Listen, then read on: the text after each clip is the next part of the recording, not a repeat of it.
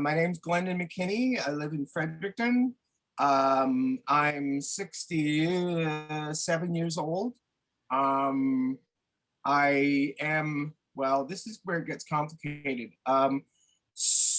Officially retired from working, although I'm an artist, so that means nothing to be retired. So I actually have several projects that I'm working on, and I'm helping a friend with another project, which is 10 years out of date. Thank you. Anyway, I I fine life. I read books. I have my cat. I watch movies. I think. I write. I don't know what else to say in terms of introduction. What's your favorite book you're reading right now? Oh God, you would ask that.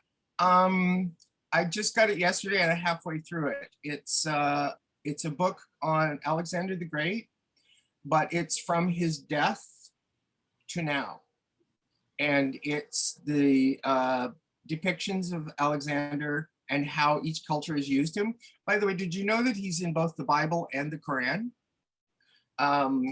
He's the most popular person in literature besides Jesus. It's amazing. And every culture, it's amazing, right? All the way from China to here.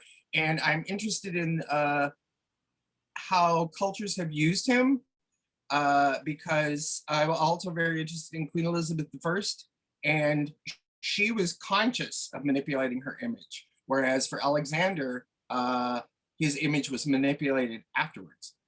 So that's what I'm reading. That's one of the 4 books I'm reading right now. I'm also reading a Terry Pratchett because you need silliness in life. And I'm reading a book by a rather obscure New York author from the 1930s, Don Powell. And I'm reading a cultural history of St. Petersburg.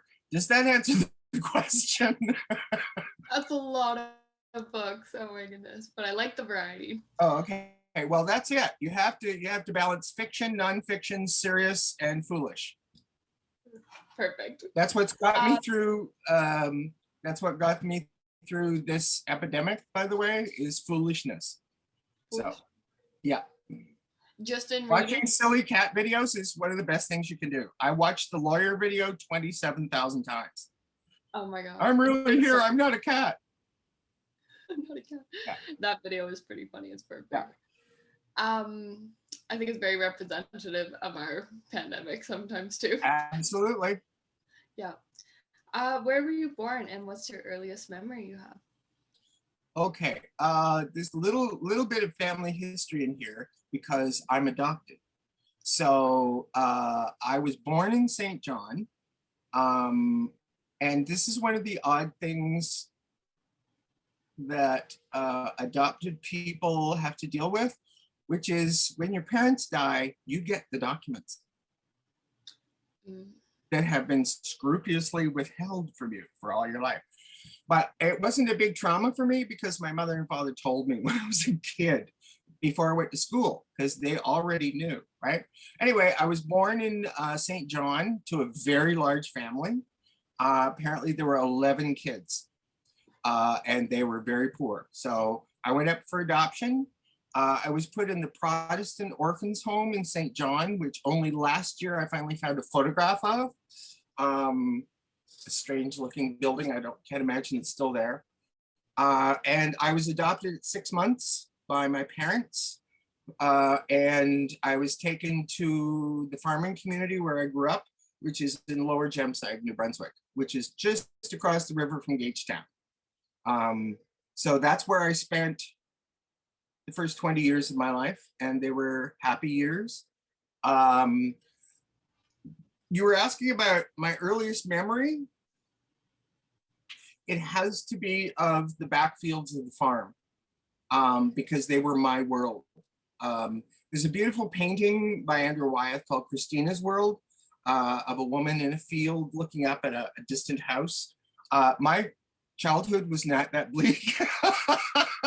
But I was thinking about the painting the other day because at the back of the farm, there was like the farm up front and the farm buildings, And then there were the fields out back, right? And so there were two pastures on one side and there was a wheat field on the other, or hay field.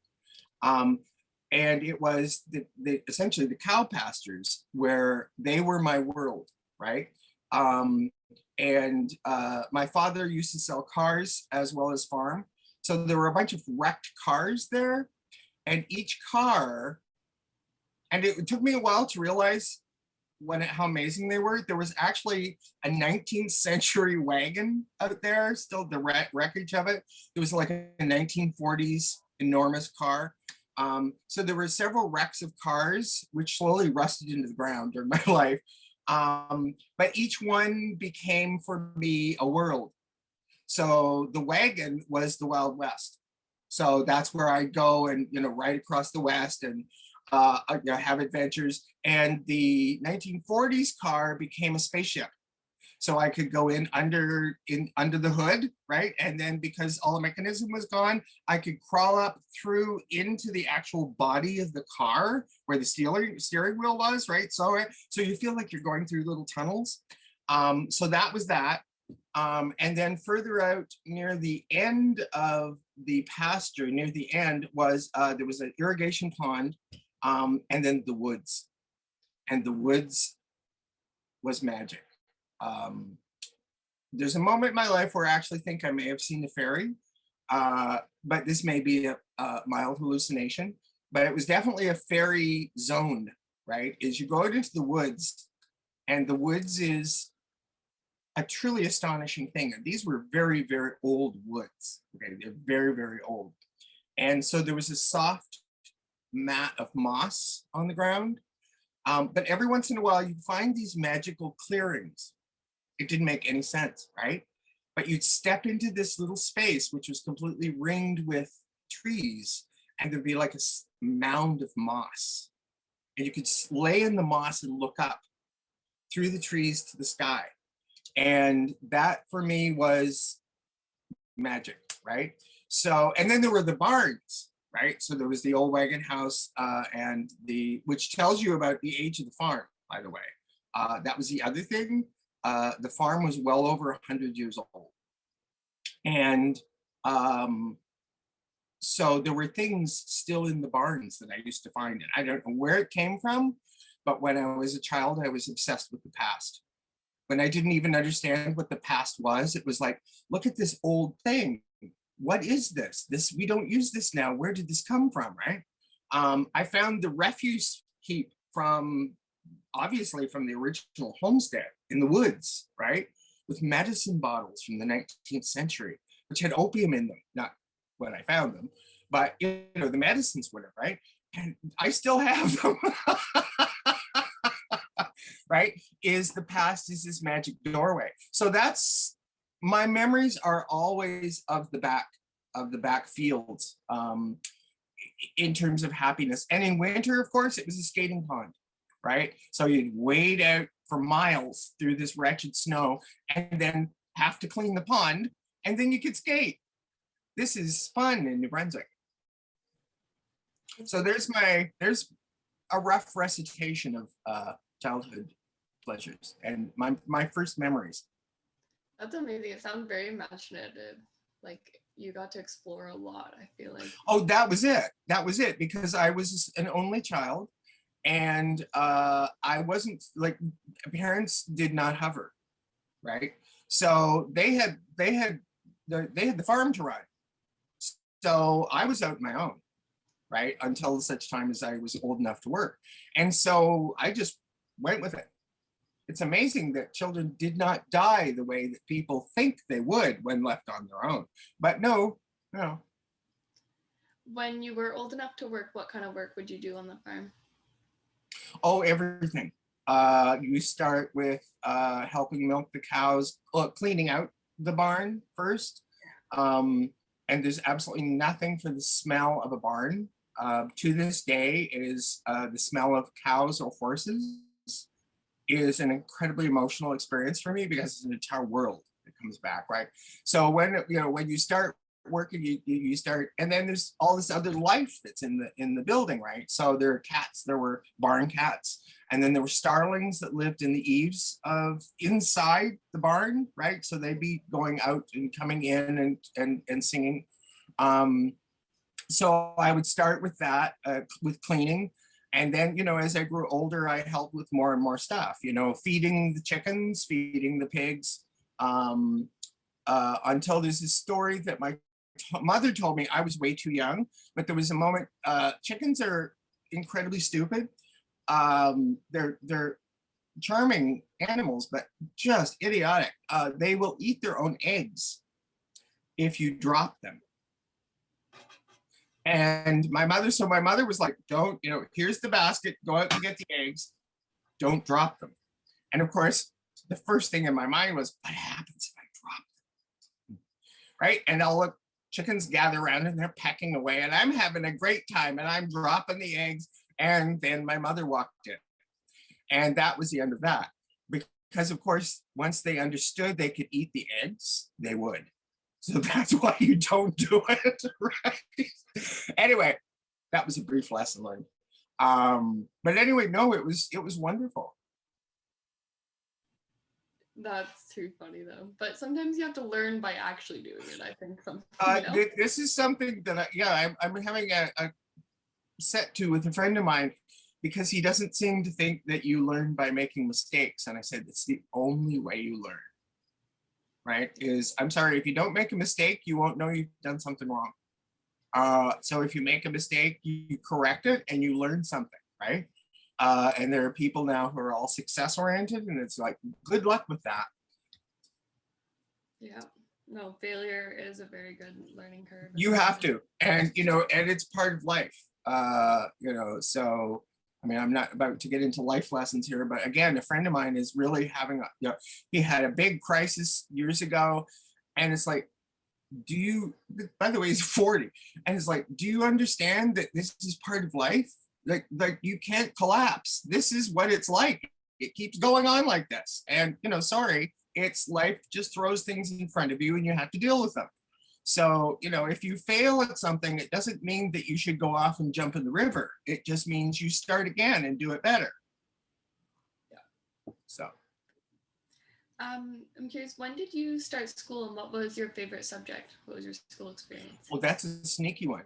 I started school early because I don't know if this is still, done, but when I started school, you had to start at 5. But if your birthday was before the end of December, you could get in. So I actually started grade 1 and at 4. So I graduated when I was 16, in grade 12, I was 16. I went to what I think is one of the very last one-room schoolhouses in the province. So it was grade 1 to 6 in a single small building, which was essentially not much larger than my kitchen is, which was a phenomenal thing, because what happened was, as you progressed, like by the time you were in grade 4, grade 5, the teacher, there's only one teacher, right? So what the teacher would do would get the grade 5 kids to teach the grade 1 and 2 kids for certain subjects, which meant that you doubled down on your knowledge, right? That you had to go back and go through everything you had learned again to teach the kids, which is a great thing, right? And of course, she was in the room, she was teaching someone else. So it was an incredibly, I'm amazed now when I think about it to know how in hell they did that, right? They're juggling 6 separate classes. My favorite subjects, I can't remember, probably reading and history, because I remember a few things about history for some reason. I mean, it's really strange to remember things that you were taught in grade 4.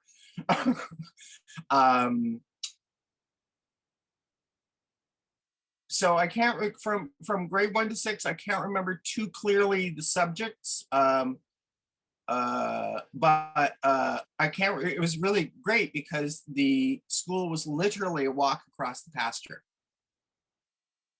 It was literally, and when we were playing baseball in the back of the school, if the ball went over the fence, it literally went into our farm. So it'd be like, "I'll go get that." Perfect. A question that kind of came to my head when you were talking. When you graduated, did you know what you wanted to do, or what did your life look like? Not a clue. Not a clue. Which has remained my philosophy all the way through life. It's very strange. It took me a long time to realize that the worst thing for me to do is set goals. Because the first thing, oh, okay, I'm going to get this project done by Thursday. Because there's part of me that says, oh, really? And just refuses, right? What I learned a long time ago was my way of doing things is I set a trajectory. Is I think, okay, there's where I want to go. Now let's get on that road. And that's how I, without the pressure of the timeline. And so I meet timelines. But anyway, no, I was, I think when I graduated high school, I was no concept. Although I was greatly intrigued by movies. Although I had extremely limited experience of seeing them, right? My first movie I saw was in Fredericton, and it was a friend's birthday. And the first movie I ever saw was Mary Poppins, at downtown Fredericton, in a movie theater that's long since gone. But it was jaw-dropping, and it was a great film to see because although I have many problems with Disney, but Mary Poppins was, your lead character comes flying into the film holding an umbrella, and I'm all in on that, right? The architecture of the buildings, there's the captain's house, which is a normal Victorian house that ends in a ship on top, right?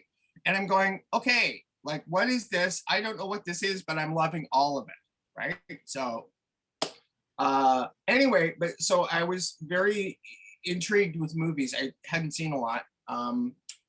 There was this movie theater in Sussex, a drive-in movie theater, which is still there and still running, by the way.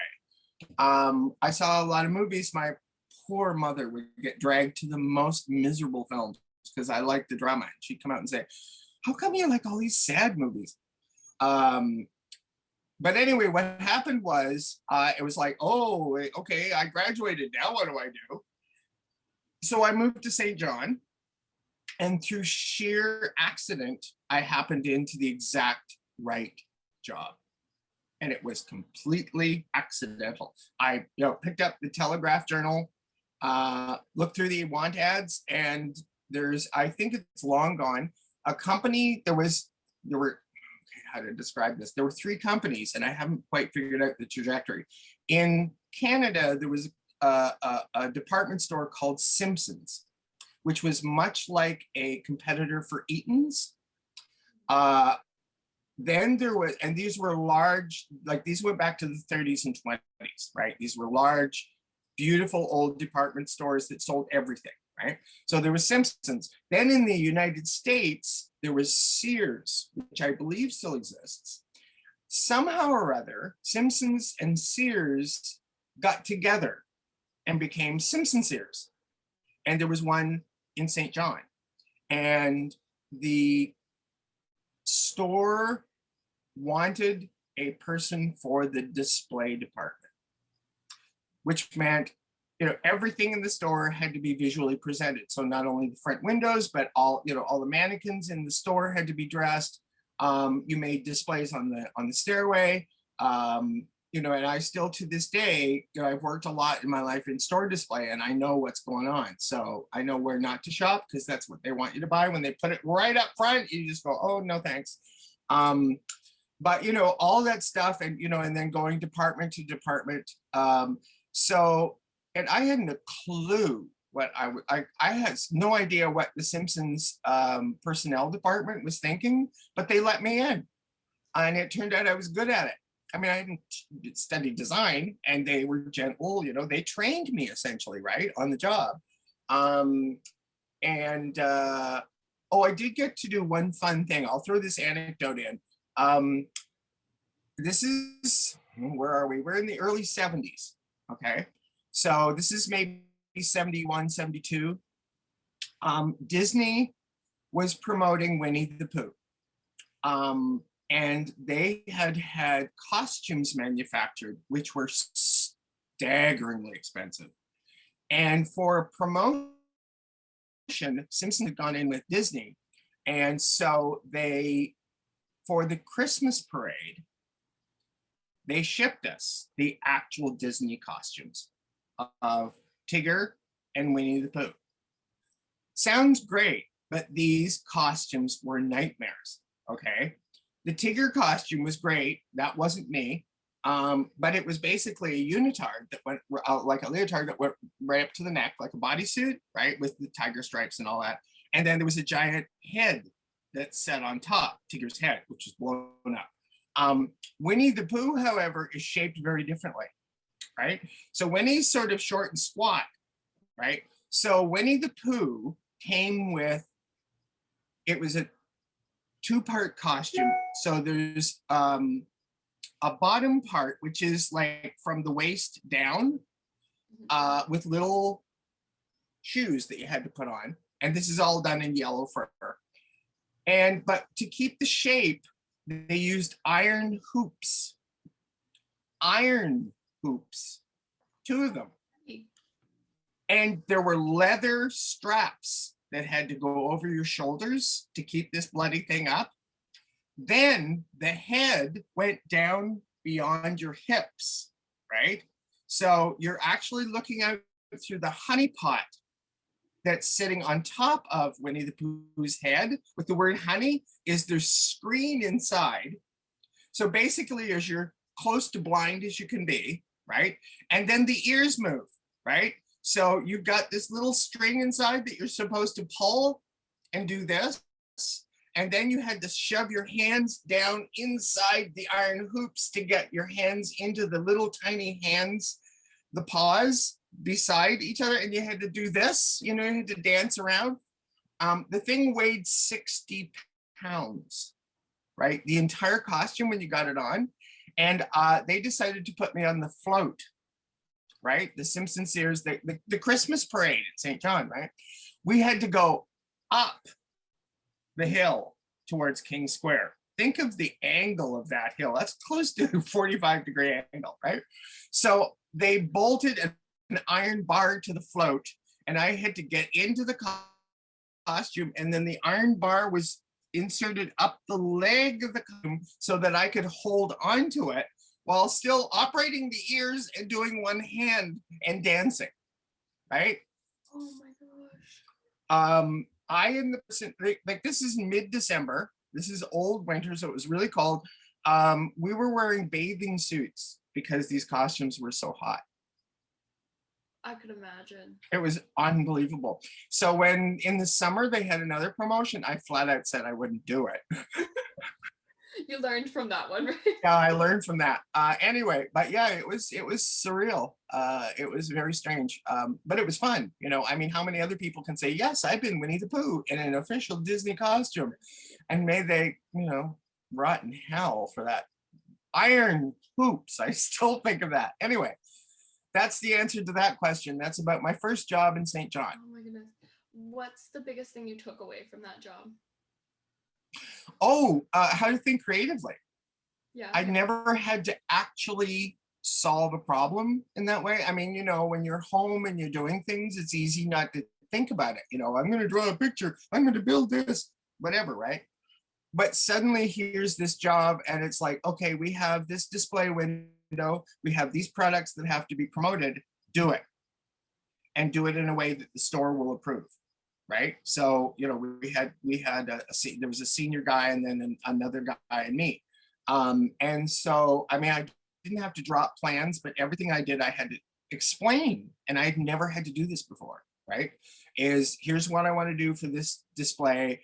is this okay? Will Simpsons have a fit, or is this okay? And they'd say, okay, go do it. And then you'd have to do it. And you'd have to do it with it, and you'd have to, you'd often have to mask windows or displays inside. And they didn't like that a lot, to have customers seeing you essentially at work, right? So you'd have to figure it. And like all that I learned there, I use for the rest of my life, right? Is how to plan a project, how to present a project, how to do the project as fast and efficiently as possible, and how to get a projected result.